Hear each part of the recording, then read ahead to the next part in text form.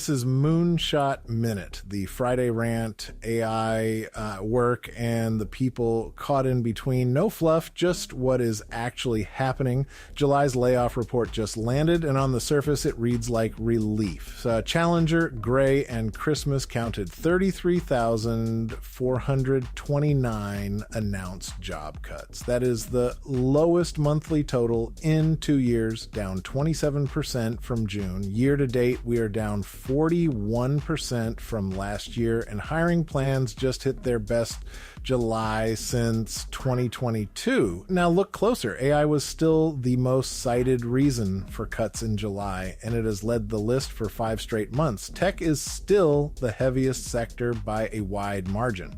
So the pace cooled, but the story did not change. It just got quieter. This week proved it. Visa cut about 2,600 people, roughly 7%, mostly in tech and product, and the memo talked about efficiency and reinvestment. AI was a significant factor, but the company was careful to say it was not the only one. ServiceNow moved on hundreds of roles for the same reason. The language is always clean: efficiency, focus, reshaping work.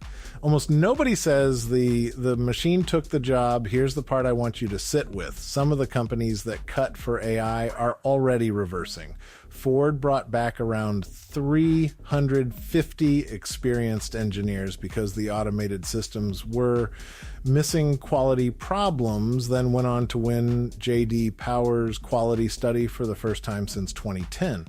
A major Australian bank reversed customer service cuts when its AI bot made call volumes worse, not better. IBM's HR AI handles the routine 94%, but chokes on the 6% that needs judgment. So they are tripling entry-level hiring, and nearly 1 in 3 U.S. managers who cut a role for AI later rehired for the same kind of work.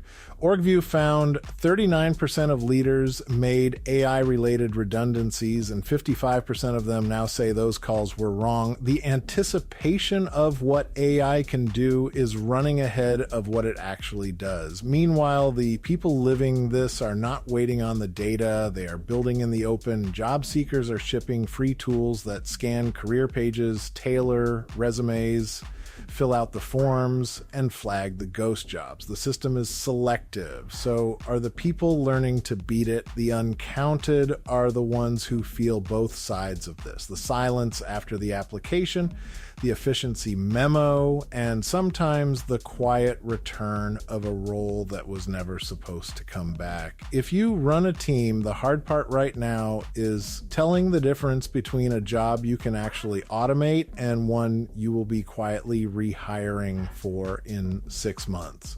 The Ford example is instructive. They cut quality engineers, automated the checks, discovered the machines could not catch everything, and then had to rebuild the team. The difference is that the cost of getting it wrong is expensive in both directions. Too slow and you lose the race, too fast and you recreate the problem you thought you solved.